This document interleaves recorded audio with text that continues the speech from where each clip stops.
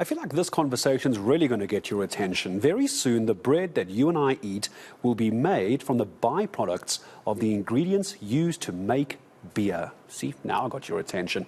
It's an initiative by iconic South African brand Castle Lager and SA Harvest. Let's get the details of this. I'm joined by the CEO and founder of SA Harvest, Mr. Alan Browde, who joins us this afternoon. Alan, I'm not even sure if I got your surname correct. I didn't get a chance to check. Forgive me if I got your surname incorrectly. I got caught up with beer. This is fascinating. Tell me about this.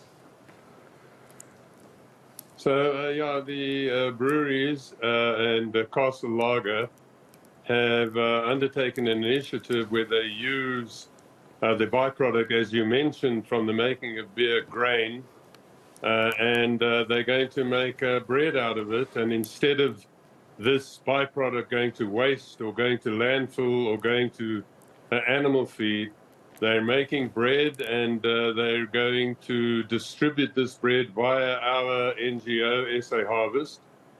We feed hungry people on a daily basis. So we are really privileged and proud to be part of this very important initiative, because fundamentally our raison d'etre as a business is to rescue food that would have gone to waste and to deliver it to people who are hungry.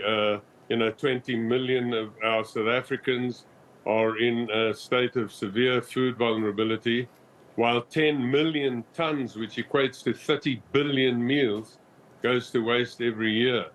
So any initiative that takes food that would have gone to landfill and gets it delivered to our very hungry South Africans is one that is of immense importance, and one that we're very proud to be associated with. And I've no doubts as well, Alan, it's going to make a huge difference as well. A loaf of bread to a family that can't afford to buy even the basics makes a big difference. Can we talk scale for a moment? We'll talk about distribution in a moment, but scale-wise, what is the plan? I know right now we're in the early phases of this. What's the end goal? Give me some big numbers here that will impress South Africans and know how much of a difference you're making. Well, okay, there are numbers, huge numbers. I mean, we've been in operation for just over 3 years. We started it just before COVID as a result of the incredible need for feeding hungry people. And in that 3 years, we've delivered now 40 million meals. So when you think about that on that sort of scale, there's plenty of good numbers that we can give you. In terms of the breweries and the Castle Lager initiative, we're starting off with 30,000 loaves, which is really a beginning. And we have been in discussion with breweries to make this a very sustainable project, one that will go on forever, and in the end deliver millions of meals, because there's enough product. We have enough capability for distribution. We have 4 branches countrywide, and we're able to upscale at any time to the need of the people and what we're able to rescue. And so there's no fear of this becoming a once-off. We'll certainly work together to make it a sustainable and long-lasting exercise. I was about to say, I don't imagine there would be much end to this, because if there's one thing that we're not short of in South Africa is beer drinkers, which means the demand for the beer is there, which means the demand for the byproduct is there as well. Alan, I'm dying to know who came up with this idea. Somebody must have been sitting around somewhere and thought, hang on, why can't we use the byproduct of beer to make bread? I'm almost surprised it took this long. I'm not being anyway deprecating. I didn't think it would take this long. It's a genius idea. Who thought of this one? Who came up with the idea? Well, the idea of making bread from the byproduct of making beer is not a new one. It's obviously something that people have known about for some time. But there are all sorts of things that impede this type of initiative. The breweries is a massive organization. They do amazing work. They in all sorts of corporate social investment and responsibility, and one has to make a choice. And I think that COVID and the problem of inflation since the food inflation, price inflation on food since the Ukraine war, and the load shedding, which is affecting it enormously. Everybody's coming up with new ideas, and this was the brewery's initiative. And, you know, they've done many other things, and this now takes its place. And we are totally privileged and excited that they asked us to do the distribution.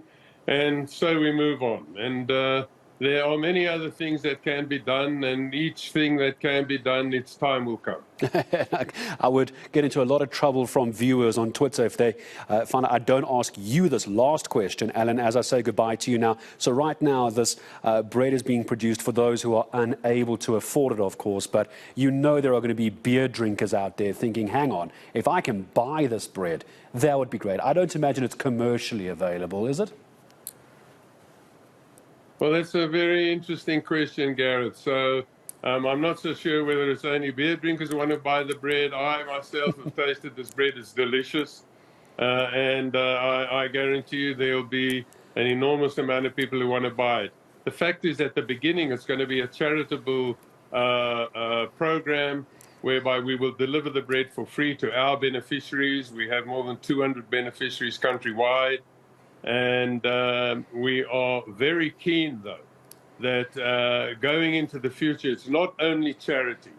We have to engage in systemic solutions, and we believe that this could be. We are in negotiation or talking to the people at breweries to make this a sustainable business where our beneficiaries can actually get the bread, make the bread, and sell it at a low cost, because one of the great causes of hunger in South Africa is the lack of access to affordable, nutritious food by millions of people. And that's because we have a broken food chain. And in this process, when the bread is made, if we can get this made by community beneficiaries who then sell it on at a very low margin so that people can buy affordable bread, it will be one of the most wonderful initiatives, you know, that the country has undertaken in terms of reducing hunger. It certainly sounds like it. And just like that, you have a value chain developing from the ground up by simple bread and beer. I knew that was a conversation that would get your attention. Alan, thank you very much indeed for your time. Alan Browde is CEO and founder of SA Harvest. It's an initiative to create and to produce around 30,000 loaves of bread right now from the byproduct of grains used to brew your beer.